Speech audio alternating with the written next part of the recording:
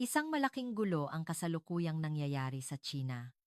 Umabot sa 90% ang rating ng pinanood na 8 pa minutong dokumentaryo tungkol sa Pilipinas na ipinalabas sa pambansang telebisyon ng China. Ito ang pinakamataas na tala sa kasaysayan ng dokumentaryo sa broadcasting market ng China. Hindi ito ang Pilipinas na alam namin. Lubos kaming nalinlang. Ngayon namin nalaman kung gaano kami kaignorante. Kaagad pagkatapos ng pagpapalabas, halos maparalisa ang mga online forum dahil sa dami ng komento mula sa mga manonood na sino. Ang mas nakakagulat pa, ang video na ito ay naisalin sa iba't ibang wika at umabot sa 10-10 milyong views sa iba't ibang bansa. Ano ba ang laman ng 8 minutong video na iyon at nagdulot ng ganitong pangyayari? Ang sinong producer na gumawa ng video, si Wang Wei, ay nag-post sa kanyang personal na online page pagkatapos ng pagpapalabas. Humingi ako ng panayam sa Pilipinas ng may pagtatangi. Ngunit habang tumututok ang aking kamera, lalo akong nahihiya sa sarili ko. Ano ba talaga ang nangyari? Ang totoong mukha ng Pilipinas na nasaksihan ng isang Chino. Hayaan mong simulan natin ang kuwentong iyon ngayon. Bago tayo magsimula, kung maaari ninyong i-like at i-subscribe ang channel na ito, malaking tulong ito upang maibahagi ang kahangahangang kwento ng Pilipinas sa mas maraming tao. Magandang araw. Ako si Wang Wei, isang producer ng dokumentaryo sa Beijing, China. Nagtrabaho na ako sa istasyon ng TV sa loob ng 22 taon, ngunit ito ang kauna-unahang pagkakataon na naranasan ko ang ganito. Nangyari ito kaagad pagkatapos ipalabas ang 8 minutong feature ko tungkol sa Pilipinas sa buong bansa. Karaniwan, tahimik lang ang oras na iyon, ngunit biglang dumagsa ang mga komento sa opisyal na account ng istasyon. Noong una, inakala kong mga reklamo ang mga komento. Inaasahan ko nang may mga magrereklamo dahil paborable ang pagkakakuha ko ng Pilipinas. Ngunit ang nilalaman ng mga komentong ipinakita sa akin ng mas bata kong producer ay malayo sa aking inaasahan. Hindi galit ang mga manonood. Sa halip bumaha ang mga comment na nagpapasalamat, sabi nila, napagtanto nila kung gaano sila nagkamali sa pagtingin sa Pilipinas. Hindi na ako nakauwi sa gabing iyon. Halos bumagsak ang server ng website ng istasyon dahil sa dami ng access, at daan-daang komento ang napost bawat minuto. Nang makita ko ang 90% rating sa monitor, hindi ako makapaniwala. Ito ang kauna-unahang pagkakataon sa loob ng 20 taon na lumampas sa 80% ang isang dokumentaryo sa Tsina. Ang mas nakakagulat ay ang nangyari pagkatapos. Pagkalipas ng 3 oras, nang na-upload ang video clip sa isang video site, umabot kaagad ito sa 20 milyong views. Ang buong bersyon na inilabas sa opisyal na channel ng istasyon ay lumampas sa 10 milyong views sa loob lamang ng isang araw. Mula noon, nagsimula nang mangyari ang mga bagay na hindi ko kailanman naisip. Kusang loob na nagsimulang gumawa at mag-upload ng mga subtitle sa Ingles, Espanyol, at Pranses ang mga manonood sa ibang bansa. Partikular na mainit ang reaksyon sa Europa. Isang sikat na mamamahayag sa Pransiya ang nag-post sa kanyang personal na online page. Napanood ko ang dokumentaryo ng Pilipinas na gawa ng isang sino at napilitan akong pag-isipan ang sarili kong pagtatangi. Nagpadala sa akin ng mensahe ang isang public broadcaster sa Alemanya na nais gumawa ng katulad na feature tungkol sa Pilipinas. Ang pinaka hindi malilimutan ay ang reaksyon sa loob ng Tsina. Isang manonood na nasa edad 70 ang nag-iwan ng komento sa isang video site. Buong buhay ko, ipinagsawalang bahala ko ang Pilipinas. Ngunit pagkatapos mapanood ang palabas na ito, nahiya ako at ilang araw akong hindi makatulog. Nagpapasalamat ako na nalaman ko ang katotohanan ngayon at gusto kong pumunta sa Pilipinas sa susunod na taon. Naubos ang mga aklat na may kaugnayan sa Pilipinas sa mga bookstore sa Beijing. Naglabas ng anunsyo ang isang Filipino language school na dumoble ang bilang ng mga nagpaparehistro, lalo na ang mga enrollee na nasa edad 60 pataas. Bumaha ang booking ng package tour sa Pilipinas sa mga travel agency. Higit sa lahat, nagulat ako sa reaksyon ng ibang istasyon. Pagkalipas ng 2 linggo, nagsimulang magpalabas ng mga trailer, ang mga kalabang channel na may katulad na mga konsepto. Isang istasyon naman ang nagserye pa ng mga feature tungkol sa Pilipinas. Ang 8 minutong video na ginawa ko ay nagpabago sa buong industriya ng broadcasting sa Tsina. Ngunit alam ko, hindi ito lahat nagkataon lang. Bago ko gawin ang video na ito, pareho lang ako ng ibang sino. Puno ng pagtatangi laban sa Pilipinas. At ayaw kong makita ang katotohanan. Isa lang ang nagbago sa akin. Pumunta ako roon mismo at nakita ko ng sarili kong mga mata. Ang karanasang iyon ang nagpabago sa buhay ko at nagbunga ito ng pagbabago sa buong China. Sa totoo lang, nang binalak ko ang dokumentaryong ito, iba ang intensyon ko. Sa totoo lang, gusto kong ilantad ang tunay na kalagayan ng Pilipinas. Hindi ko nagugustuhan na masyadong madalas kong naririnig ang tungkol sa Pilipinas at Sina. Naaalala ko pa, nang ipinresenta ko ang proposal sa conference room ng istasyon. Buong tiwala akong nagsabi, ipapamalas ko ang tunay na mukha ng Pilipinas. Adye, nagbabala ang department head na maging maingat ako, ngunit lalo akong naengganyo sa kanyang sinabi. Nang bumuo ako ng reporting team, sinadya kong isama lang ang mga taong hindi pa nakapunta sa Pilipinas. Ang dahilan ko ay upang makita nila ang mga bagay ng objetibo ng walang preconceived notion, ngunit ang totoo, kinuha ko ang mga taong pareho ng pananaw ko. Ang camera director at ang manunulat ay may mga negatibong pananaw tungkol sa Pilipinas. Bago umalis, napangiti ako habang nagpaplano ng coverage. Alam ko na kung saan ako pupunta at kung ano ang kukunan ko. Balak kong kunan ang mga mahihirap na squatter area, ang mga maduduming karinderya, at ang mga taong hindi pala kaibigan. Kumbinsido ako na sapat na ang 8 minutong video para maipahayag ang intensyon ko. Ninoy Aquino International Airport, Naya. Nang dumating kami sa Naya, sinabi ko sa camera director, huwag kang padadala sa nakikita mo. Normal lang na malinis ang airport. Dekorasyon lang yan para sa mga dayuhan. Hindi mo makikita ang totoong mukha hanggat hindi ka nakakarating sa Maynila. Habang nasa taxi patungo sa Maynila, patuloy akong lumingalinga. Naghahanap ako ng anumang mali o depekto. Ngunit, nakakagulat, ang nakita ko lang ay ang malinis na mga kalsada at ang orderly na daloy ng trapiko. Sabi ko sa sarili ko, siguro, ganito lang sa paligid ng mga tourist spot.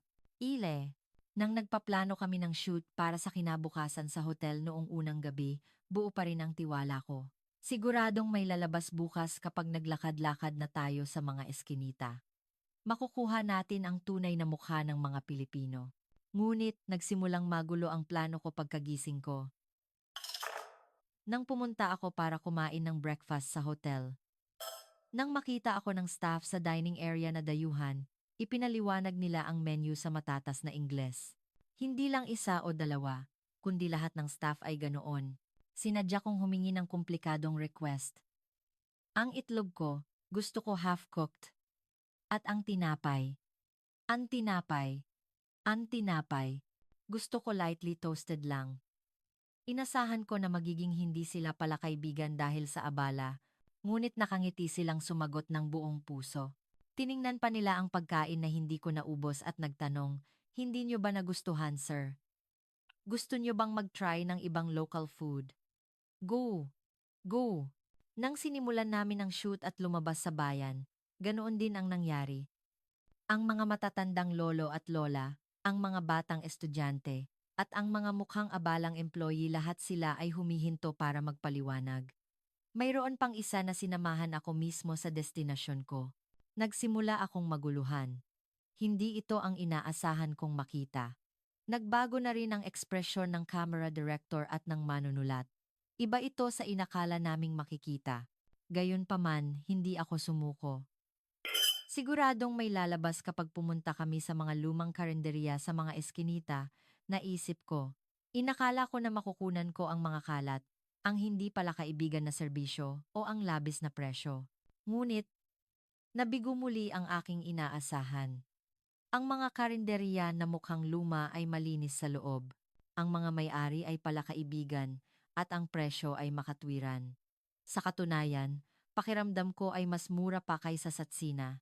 Noong gabing iyon, bumalik ako sa hotel at binura ko lahat ng na-shoot namin. Hindi ko pwedeng iuwi ang mga ganoong bagay sa istasyon. Lubos itong taliwas sa intensyon ng project ko. Pagkatapos ng maraming pag-iisip, naisip ko ang isa pang paraan. Mag-i-interview ako ng mga tao mismo sa Beijing. Siguradong negatibong sagot ang makukuha ko kapag tinanong ko sila tungkol sa Pilipinas, sabi ko. Inakala ko na iyon na lang ang kukunin ko. Pagbalik ko sa Tsina, nagsimula akong mag-interview sa street sa Beijing. Ang konsepto ay, dadalhin ko ang mga pagkaing Pilipino at ipapatikim sa mga mamamayan. Inasahan ko nang hindi nila magugustuhan. Ang mga pagkaing inihanda ko ay adobo, sinigang, at taho. Lalo na ang unique na lasa ng suka at asim. Sinigang.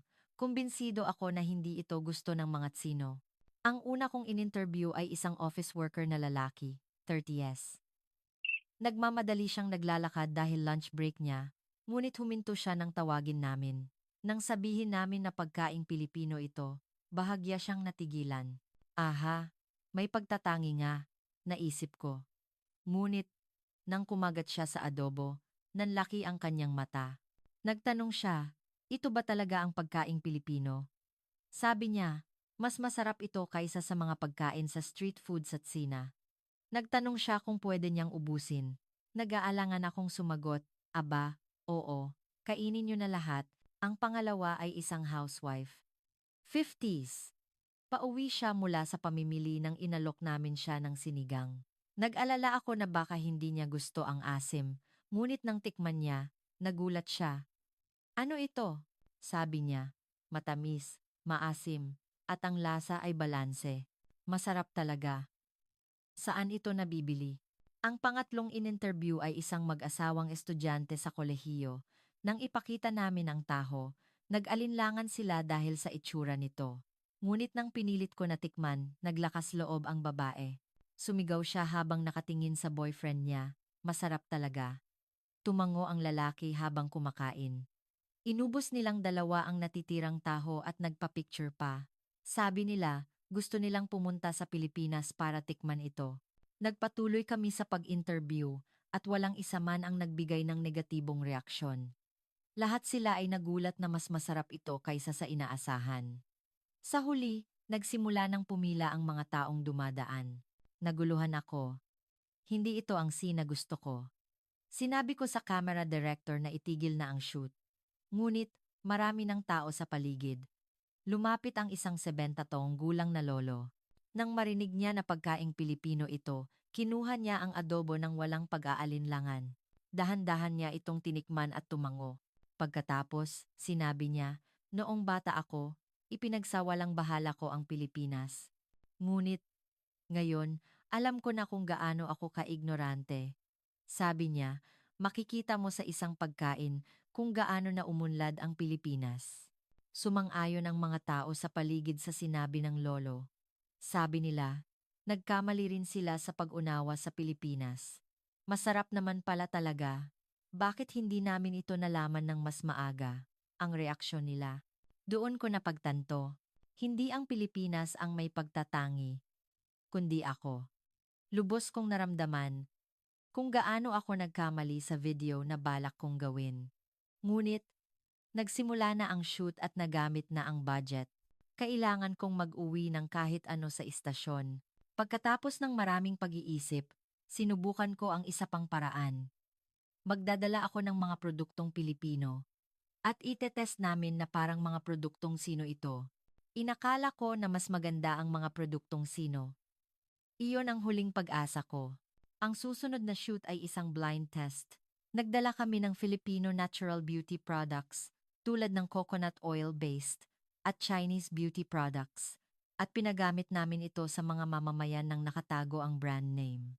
Kumbinsido ako na mas gusto nila ang produkto ng Sina. Ang mga produktong inihanda namin ay skincare set. Nagdala kami ng sikat na natural brand ng Pilipinas at isang luxury brand ng Tsina. Tiningnan namin na pareho ang price range para ito sa patas na paghahambing. Ang unang kalahok ay isang babae, 40s. Sabi niya, mahilig siya sa cosmetics at masaya siyang sumali. Ginamit niya ang dalawang produkto ng salitan at nag-isip. Pagkatapos, itinuro niya ang produkto ng Pilipinas. Mas nakaka-moisturize ito at gusto ng balat ko. Sa loob-loob ko, napahinga ako. Inakala ko na't sino ang pinili niya. Ngunit, lubos na mali ang aking hula. Ang pinili niya ay ang produkto ng Pilipinas. Nagulat siya nang ibunyag ang brand name. Hindi ko alam na ganito pala kaganda ang produkto ng Pilipinas. Saan ako pwedeng bumili? Nagtanong siya. Pareho ang nangyari sa pangalawang kalahok. Isang estudyante sa kolehiyo, 20s, na humble na nagsabi na hindi siya masyadong aware sa cosmetics, ngunit sinabi niya na nakita niya ang malaking pagkakaiba ng gamitin niya. At pinili pa rin niya ang produkto ng Pilipinas. Pangatlo, pang-apat, patuloy na ganoon ang resulta. What to? Sanay na tao ang pumili sa produkto ng Pilipinas. Tuwing ibinubunyag ang brand name, nagugulat ang mga tao, at mayroon pa ngang hindi makapaniwala. Inakala ko na baka cosmetics lang, kaya naghanda ako ng iba pang produkto. Electronic products, household items, at pati na rin instant noodles. Ngunit, pareho pa rin ang resulta. Ang pinaka hindi malilimutan ay ang test sa instant noodles. Ang Tsina ay isang bansa na may iba't ibang noodles. Inakala ko na pipiliin nila ang Chinese noodles. Ngunit, sinabi ng mga sumubok na mas masarap ang instant noodles ng Pilipinas. Isang lalaki na 60s ang nagsabi, buong buhay ko, Chinese noodles lang ang kinakain ko. Ngunit ngayon, pakiramdam ko ay palaka lang ako sa loob ng balon. Ngayon ko lang nalaman, ang kakaibang linamnam ng Filipino noodles. Kailangan ko nang bumili ng Filipino noodles mula ngayon. Ang mas nakakagulat ay ang evaluation ng design. Maraming nagsabi na mas sophisticated ang package design ng produkto ng Pilipinas kaysa sa Tsina, kapansin-pansin ito sa mga kabataan. Isang estudyanteng nag-aaral ng design ang nag-analisa, ang produkto ng Pilipinas ay moderno at may global appeal. Ang produkto ng Tsina ay tradisyonal, ngunit pakiramdam ko ay luma na. Nang marinig ko iyon, may tumusok sa puso ko. Hindi kaya maling akala lang ang paniniwala ko na Tsina ang pinakamagaling. Habang pauwi pagkatapos ng shoot, sinabi ng camera director, paano natin ito i-edit? Taliwas ang resulta sa orihinal na intensyon. Naguluhan din ako. Ngunit, may kakaiba rin akong naramdaman. Kung ito ang katotohanan, tama ba na itago ko ito? Unti-unti nang nagising ang journalistic conscience ko. Hindi ako nakatulog noong gabing iyon. Pinanood ko muli ang lahat ng na-shoot namin. Lahat ng scene ay sumira sa aking pagtatangi. Nag-isip ako kung ano ang gagawin ko, at sa huli, nagkaroon ako ng isang conclusion. Subukan ko pa ang isa. Mag-i-interview ako sa mga taong nakapunta na sa Pilipinas. Baka may makita akong clue mula sa kanilang mga karanasan. Lumabas ako sa Beijing muli. Sa pagkakataong ito, nag-interview ako ng mga taong nakaranas magbiyahe sa Pilipinas. Inasahan ko na makakakuha ako ng mga negatibong kuwento mula sa kanilang actual experience. Tinanong ko ang mga taong dumadaan, nakapunta na ba kayo sa Pilipinas? Marami ang sumagot ng oo. Napagtanto ko na dumami ng husto ang mga nagbiyahe sa Pilipinas sa mga nakaraang taon. Ang unang in-interview ay isang working woman, 30s. Pumunta siya sa Maynila kasama ang mga kaibigan niya noong nakaraang taon. Sabi niya, wala siyang masyadong expectations bago siya pumunta. Pumunta lang ako dahil malapit, sabi niya. Ngunit, nang pumunta siya, lubos na iba. Malinis ang bayan, palakaibigan ang mga tao, at mas masarap ang pagkain kaysa sa inaasahan. Lalo na ang nightlife at ang mga beach resort. Sobrang ganda. Sabi niya, gusto niya pang pumunta sa Cebu sa susunod. Ang pangalawa ay isang mag-asawa, 50s. Nagbiyahe sila sa Pilipinas para sa anniversary nila. Sabi ng lalaki, napilitan lang siyang sumama dahil gusto ng asawa niya.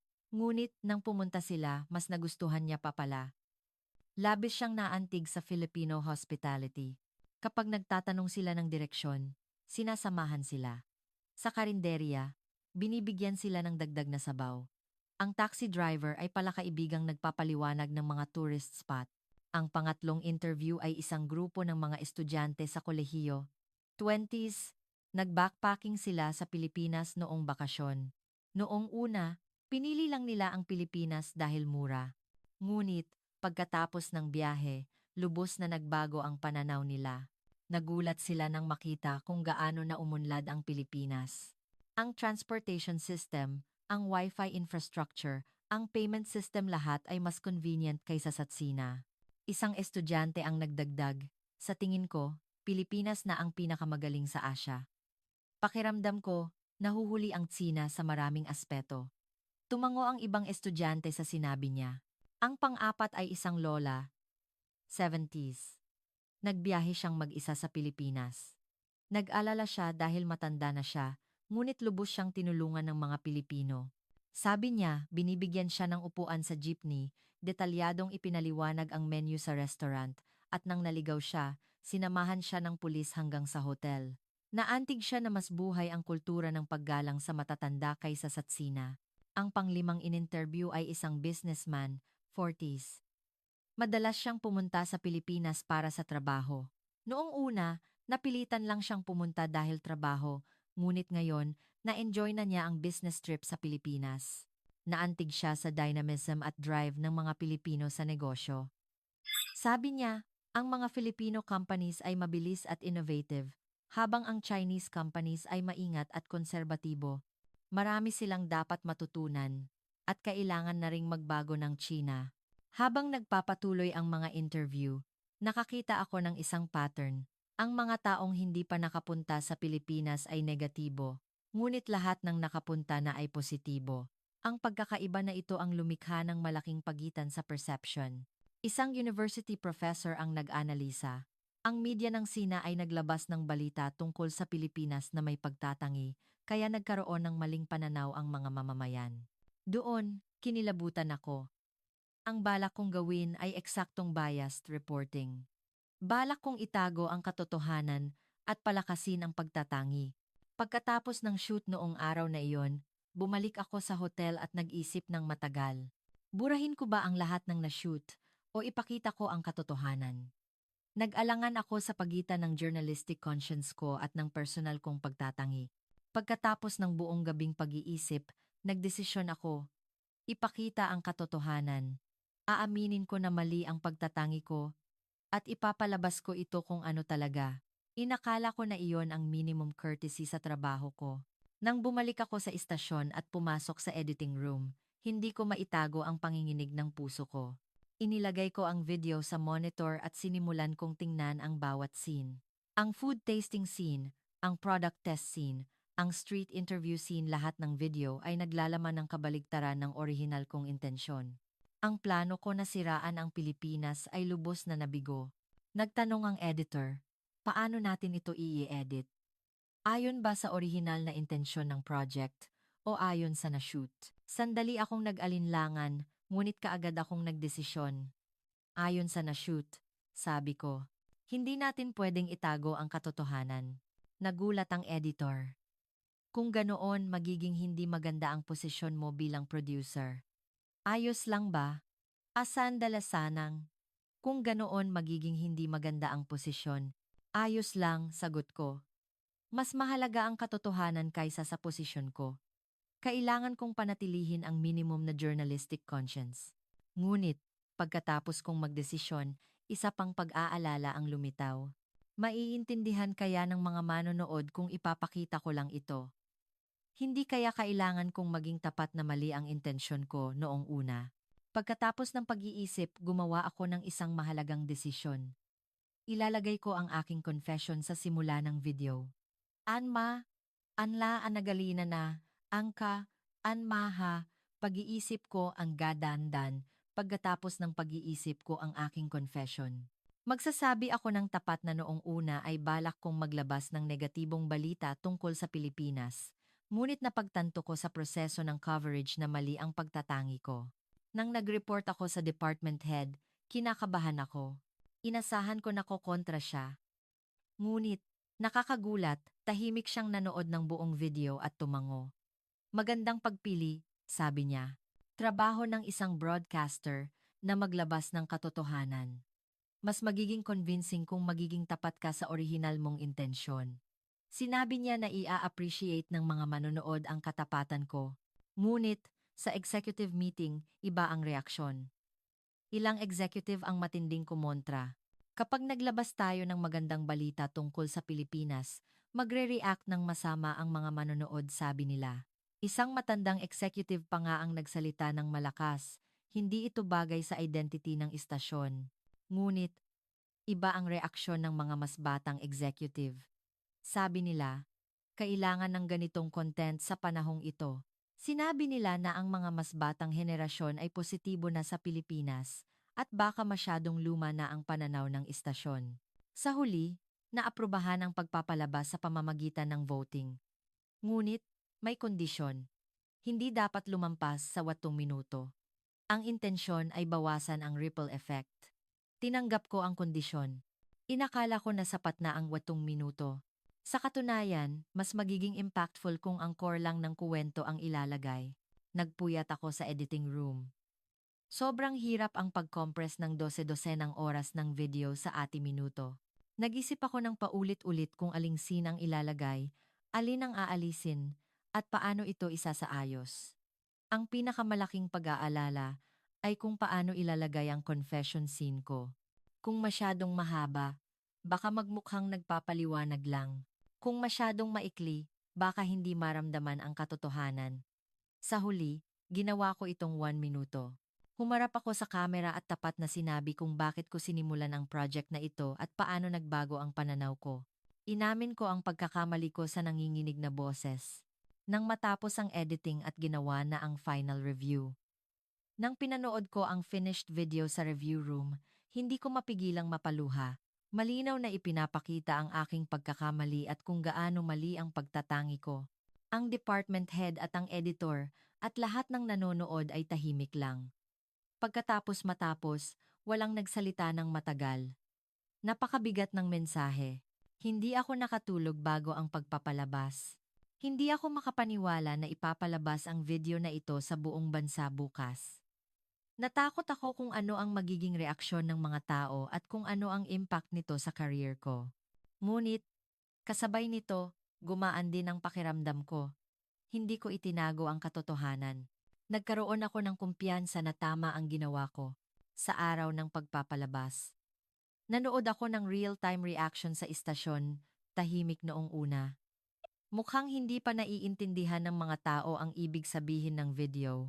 Ngunit, nang lumabas ang confession scene ko at nagpatuloy ang mga interview, nagbago ang atmosphere. Nagsimulang mag-post sa online forum at dumagsa ang mga komento. Nakakagulat, halos lahat ay positibo.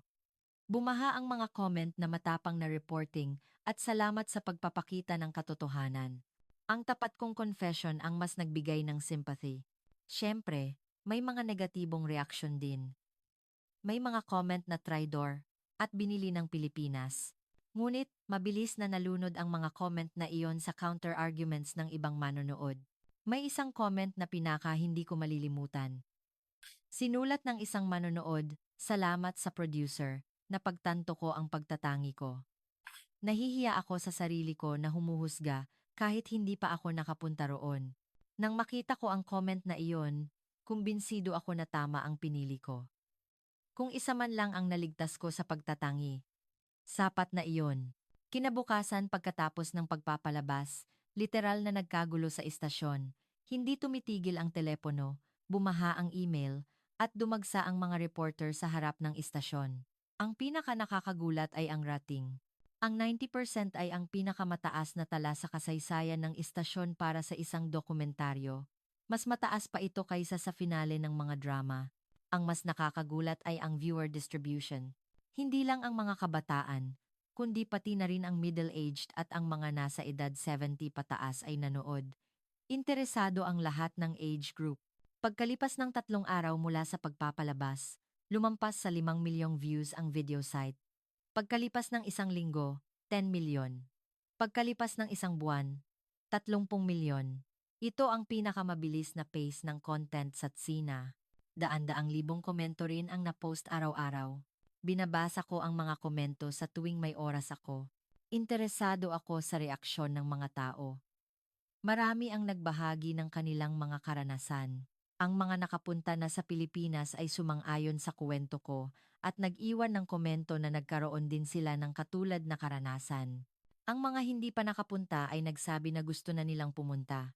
Ang pinaka hindi malilimutan ay ang reaksyon ng mga matatanda. Isang manonood na 70s ang sumulat. Buong buhay ko, ipinagsawalang bahala ko ang Pilipinas. Ngunit pagkatapos mapanood ang palabas na ito, napagtanto ko kung gaano ako katanga. Ang isa naman ay umamin na malala ang pagtatangi niya sa Pilipinas dahil nabibilang siya sa henerasyong nakaranas ng digmaan. Ngunit, sabi niya, ngayon alam na niya na mali ang mga ideya na iyon at tuturuan niya ang kanyang mga apo na tingnan ang mundo ng walang pagtatangi. Mainit din ang reaksyon ng mga kabataan. Isang estudyante sa kolehiyo ang sumulat. Hindi ko nakita ang Pilipinas ng tama dahil sa pagtatangi ng henerasyon ng aking mga magulang. Mula ngayon, gusto kong pumunta roon at makita ang sarili kong karanasan. Kumalat ang ripple effect ng broadcast sa buong lipunan ng Tsina. Ang mga aklat na may kaugnayan sa Pilipinas ang nanguna sa bestseller. Ang textbook sa Filipino language, mga travel guidebook, at mga aklat tungkol sa kultura ay mabenta. Bumaha ang mga application sa Filipino language school. Sabi nila, dumoble ang dami ng tao. Ang kapansin-pansin ay ang pagtaas ng mga enrollee na nasa edad asisnipong pataas. Naging abala rin ang mga travel agency. Mabenta ang mga Filipino tour package. Hindi lang Maynila, kundi pati na rin Cebu, Palawan, at Davao ay naging popular. Ang mas nakakagulat ay ang ginawa ng ibang istasyon. Naglabas sila ng mga project na katulad ng sa akin. Nagsimula silang maglabas ng mga program na nagpapakilala sa iba't ibang aspeto ng Pilipinas. Ang isang istasyon ay nagpakita ng Filipino Advanced Technology, ang isa naman ay nagpakilala ng Filipino Traditional Culture. Ang feature tungkol sa Pilipinas ay ginawa sa iba't ibang larangan, pagkain, fashion, musika, at iba pa. Ganoon din sa mga newspaper at magazine. Bumaha ang mga article na may kaugnayan sa Pilipinas. May atmosphere ng re-evaluation sa Pilipinas sa lahat ng aspeto, ekonomiya, kultura, at lipunan. Isang sikat na newspaper ang sumulat sa editorial nito. Ang Tsina ay nagkaroon ng underestimation sa Pilipinas. Ngayon, kailangan nating aminin ang dapat aminin at matutunan ang dapat matutunan. May pagbabago rin sa business community. Dumami ang mga Chinese company na naghahanap ng cooperation sa mga Filipino company. Lumaki ang boses na dapat matutunan ang Filipino speed of innovation. Naging popular din ang Philippine Studies sa university.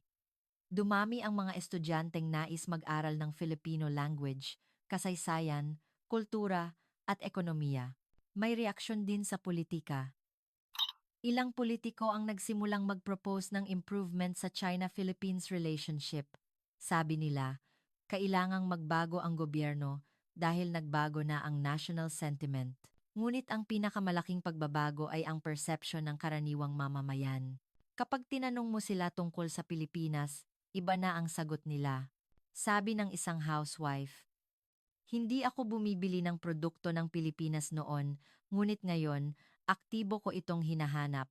Maganda ang quality at gusto ko ang design. Sabi niya, nire-recommend niya ito sa mga kaibigan niya. Pinag-uusapan din ang Pilipinas sa mga office worker. Ang mga Filipino restaurant ay naging popular sa lunch break. At nag-uusap sila tungkol sa mga Filipino drama pagkatapos ng trabaho. May pagbabago rin sa mga eskwelahan. Nabawasan ang mga negatibong pahayag tungkol sa Pilipinas.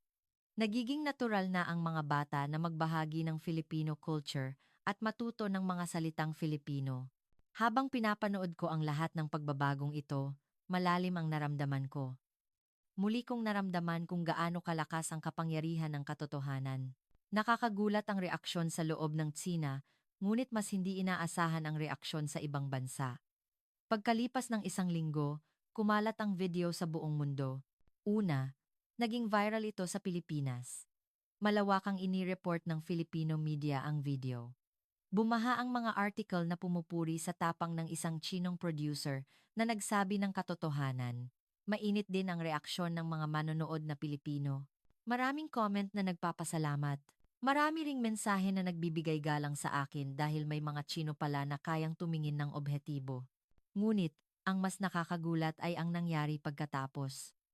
Ginawa ang mga subtitle sa iba't ibang wika at napanood ito ng milyon-milyong tao sa iba't ibang bansa. Bawat umaga, tinitingnan ko ang mga komento. May mga comment sa Ingles, Espanyol, Pranses, Aleman, Arabe, at iba't ibang wika. Binabasa ko ito isa-isa gamit ang translator. Nakakagulat, magkatulad ang sinasabi ng mga tao sa lahat ng bansa. Sabi nila, nagkaroon din sila ng pagtatangi sa kanilang mga kapitbahay. Ngunit, pagkatapos mapanood ang video ko, napilitan silang mag-isip. Isang manonood sa Europa ang sumulat. Ako ay Aleman, ngunit may pagtatangi ako sa Pransiya. Ngunit, pagkatapos kong mapanood ang video mo, nagdesisyon akong pumunta roon at maranasan ito mismo. Ando si Maha. Isang manonood sa Amerika ang umamin sa pagtatangi niya sa Mexico. Sabi niya, negatibong imahe lang ang nakikita niya sa media. Gusto kong pumunta roon ngayon at makita ang tunay na mukha. Ang comment ng isang kabataan sa Brazil ang pinaka hindi malilimutan. Sumulat siya, binigyan ako ng tapang ng video mo. Journalist din ako, ngunit napagtanto ko kung gaano kahalaga ang sabihin ang katotohanan. Gusto niyang i-address ang pagtatangi laban sa Argentina. Humingi siya sa akin ng payo. Masaya ko namang ibinahagi ang karanasan ko. Habang kumakalat ang video, may mga hindi inaasahang nangyari. Nagsimulang gumawa ng katulad na mga program sa iba't ibang bansa. Sunod-sunod na lumabas ang mga dokumentaryo tungkol sa pagtatangi laban sa kapitbahay. Isang producer sa Pransiya ang nag-email sa akin. Sabi niya, na-inspire siya sa video ko at gumawa siya ng feature tungkol sa Alemanya. Sabi niya, sobrang ganda ng reaksyon at nagpapasalamat siya. May contact din mula sa isang istasyon sa United Kingdom. Sabi nila, gumawa sila ng program tungkol sa Ireland at ginamit nila ang methodology ko. Sinabi nila na umiyak ang mga manonood habang nanonood. Habang pinapanood ko ang mga pagbabagong ito, napagtanto ko, nasa lahat ng dako ng mundo ang pagtatangi. Datan to ahay. Pagkalipas ng 6 na buwan mula sa pagpapalabas, inimbitahan ako sa isang broadcast event sa Pilipinas. Ito ay isang pagtitipon ng mga producer mula sa buong mundo. Doon, nakarinig ako ng mga nakakagulat na kwento. May mga tao pala na nagbago ang buhay dahil sa video ko. May nagbiyahe sa kapitbahay nila, may gumawa ng katulad na program, at may nagsimula ng education tungkol sa pagtatangi sa mga eskwelahan. Isang teacher sa Alemanya ang nagsabi sa akin, ipinakita ko ang video mo sa mga estudyante ko at sila mismo ang nagsimulang mag-debate tungkol sa pagtatangi. Iyon ang pinakamakabuluhan na lesson.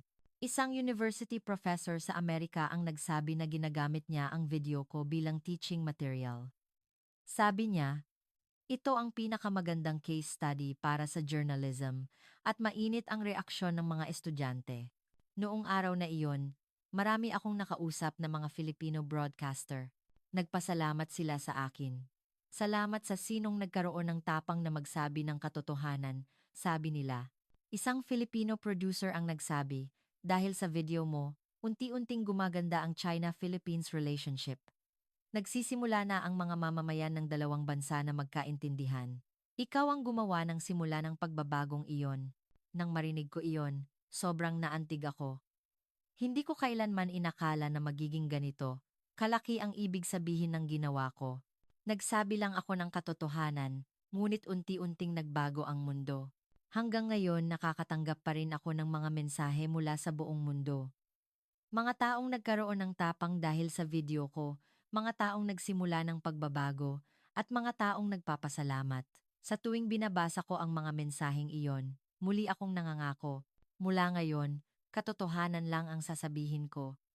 Hindi ako magpapadaig sa pagtatangi. Ipinakita ko mismo na ang tapang ng isang tao ay pwedeng magpabago sa mundo. Sana, tandaan din ninyo. Huwag kang maghusga ng hindi mo pa nakikita mismo. Huwag kang basta maniniwala sa imahe na ginawa ng media. Magpakatapang ka at hanapin ang katotohanan. Iyan ang unang hakbang sa paggawa ng mundo na walang pagtatangi. Ang kuwento ng isang Chinong producer na puno ng pagtatangi, ngunit pagkatapos ng coverage sa Pilipinas, napagtanto niya ang katotohanan at buong tapang na ipinalabas ito. Hanggang dito na lang ang kuwento ngayon. Mag-iwan ng comment ng suporta para sa bida ng kuwento. Kung nagustuhan ninyo ang kuwentong ito, paki-like at subscribe ang channel. Salamat sa panonood. Ano ang naramdaman ninyo pagkatapos basahin ang article na ito? Ngayon, tingnan natin ang reaksyon ng mga Tsino sa balitang ito. Sa totoo lang, dahil sa impluensya ng media, hindi ako nagkaroon ng magandang impression sa Pilipinas.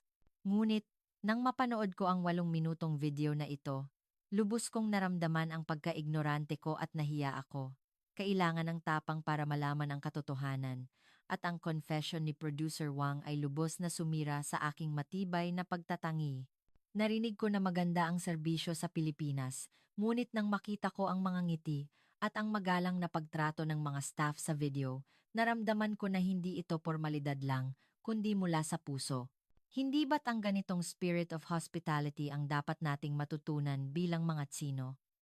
Naantig ako sa mataas na kalidad ng espiritual, lampas sa material na kasaganaan. Hindi ako makapaniwala nang makita ko ang malinis na mga kalsada sa Pilipinas, pati na sa mga eskinita. May mga nagsasabi na staged iyon, ngunit ang ganoong order at kalinisan ay hindi pwedeng gawin ng mabilisan. Ito ay dahil sa mataas na awareness at manners ng bawat mamamayan, at lubos ko silang ginagalang. Gota Kamangnela. Hindi ko inakala na may ganoong passion pala sa simpleng pagkain tulad ng adobo. Masarap din ang pagkain sa tsina, ngunit nagulat ako sa magalang na pagtrato sa pagkain sa Pilipinas at ang paraan nila ng pagpapalabas sa maximum ng lasa ng ingredients. Pagkatapos mapanood ang video, gusto ko talagang maranasan ang authentic Filipino taste. Wala akong choice kundi maniwala sa resulta ng blind test na nakatago ang brand name.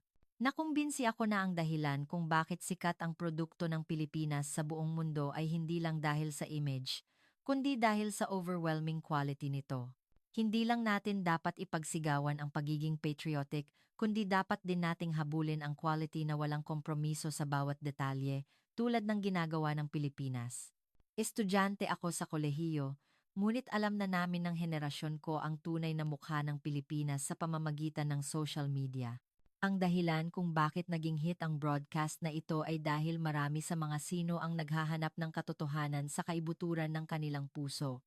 Gusto kong bumuo ng isang bagong China-Philippines relationship kung saan pwede nating aminin na ang maganda ay maganda, lampas sa mga hangganan. Nagbibigay galang ako sa journalistic attitude ni Producer Wang. Sa panahon ngayon, napakahirap na aminin ang sariling pagkakamali, itapon ang pagtatangi, at maglabas ng katotohanan. Ang tapang niya ang nagpamulat sa mga manonood. Sana, dumami pa ang mga program na tulad nito. Para sa akin na nasa edad 70, ang Pilipinas ay isang bagay na may komplikadong emosyon. Ngunit, pagkatapos mapanood ang broadcast na ito, naantig ako nang makita kung gaano kapala kaibigan ang mga Pilipino ngayon at kung gaano kaganda ang lipunan na binuo nila. Mas mahalaga na tingnan ang katotohanan at magbigay galang sa isa't isa kaysa magtanim ng galit. Ang kwel pangbala. Wala akong masabi sa kabaitan ng mga Pilipino na sinasamahan pa ang dayuhan na naliligaw sa destinasyon nito. Sa gitna ng abalang buhay, mayroon pa silang grace na mag-isip tungkol sa iba. Lubos akong humanga sa lipunan ng Pilipinas. Kung makakita ako ng dayuhan na nangangailangan ng tulong, gagawin ko rin ang kabaitan ng mga Pilipino. Hindi pa ako nakapunta sa Pilipinas. Ngunit sa 8 minutong ito, ang pananaw ko sa Pilipinas ay nagbago ng 180 degrees. Ang nauna sa akin ay ang imahe ng isang nakakatakot na bansa, ngunit ang Pilipinas sa video ay mainit at puno ng order. Itinuro sa akin ng program na ito ang kahalagahan ng makita ito ng sarili kong mga mata. Marami akong kaibigan na nagpaplano ng trip sa Pilipinas pagkatapos mapanood ang program na ito. Nagulat ako na ang 8 minutong video ay may kapangyarihang magbago ng aksyon at awareness ng maraming tao.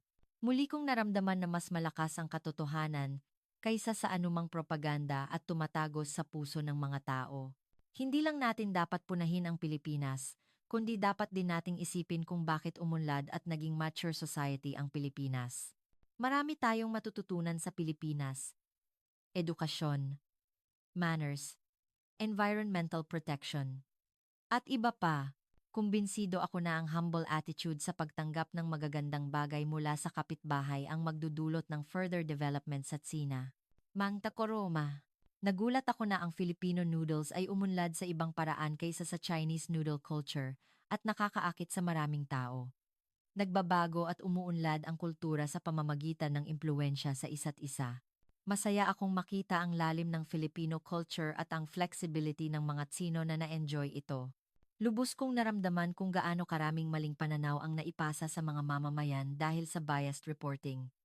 May malaking responsibilidad ang media na ihatid ang katotohanan.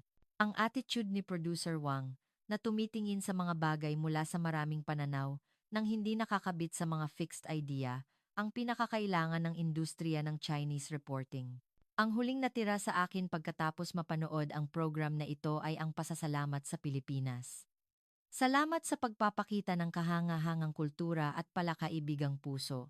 At salamat din kay Producer Wang sa paghatid ng katotohanan. Naniniwala ako na darating ang panahon na mas malaya na makikipag-ugnayan ang mga mamamayan ng China at Pilipinas at makakabuo ng tunay na pagkakaibigan.